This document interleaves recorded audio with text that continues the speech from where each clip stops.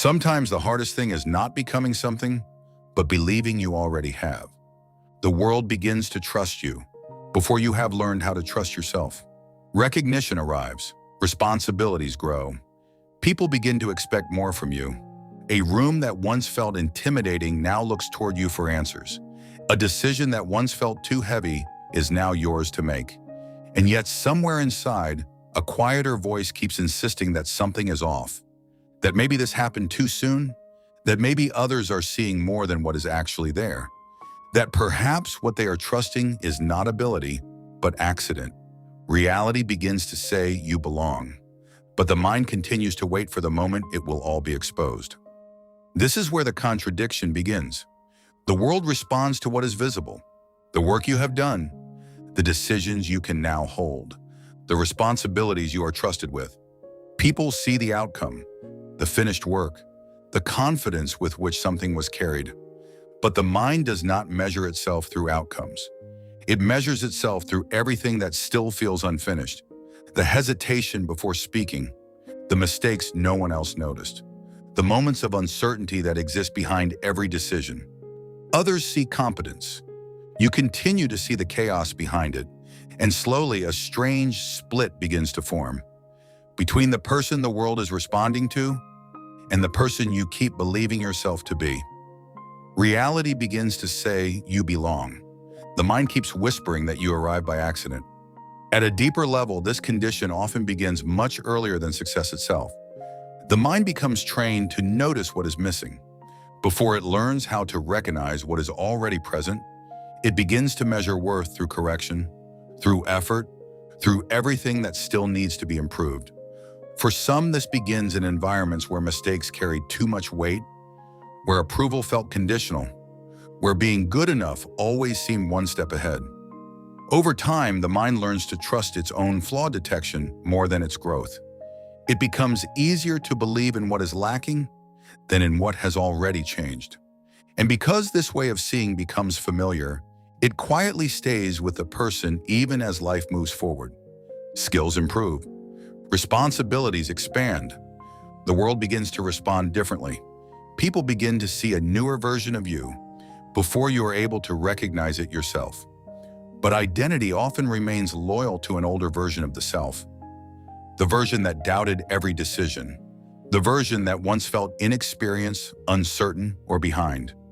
Even when reality changes, the mind keeps returning to the memory of who you used to be. And because that image feels more familiar, it begins to feel more true. Life may have moved forward, but the self-image remains a few steps behind.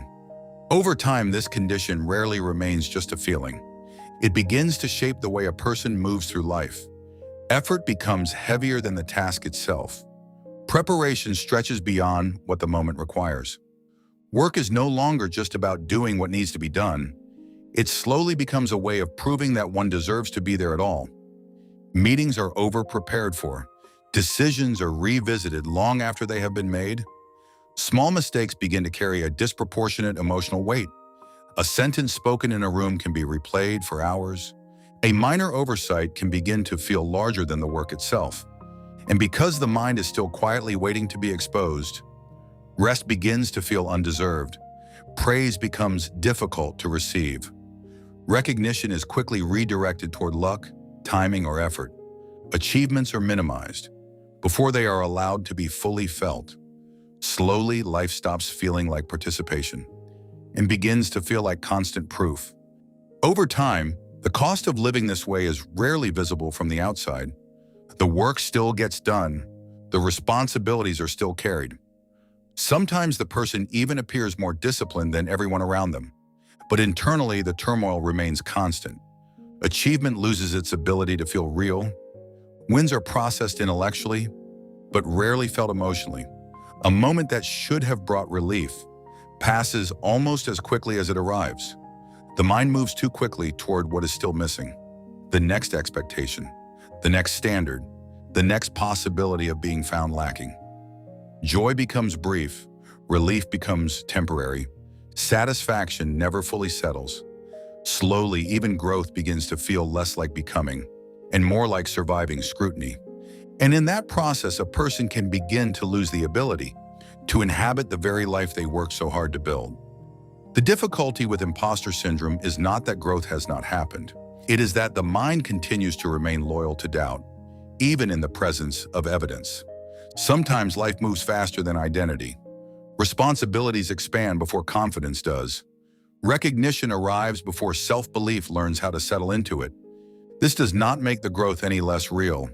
It only means the mind is still learning how to inhabit a newer version of the self. The work has been done. The responsibilities are already being carried. The decisions are already being made. Life in many ways has already begun responding to the person you have become. And yet internally, the mind keeps returning to an older uncertainty. Sometimes what is missing is not ability, but permission. Permission to let the mind trust what reality has been quietly showing for a while.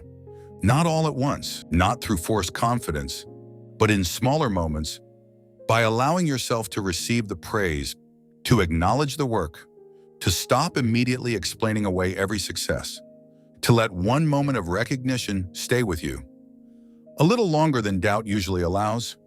Sometimes the evidence appears in life first, and belief has to learn how to quietly follow it.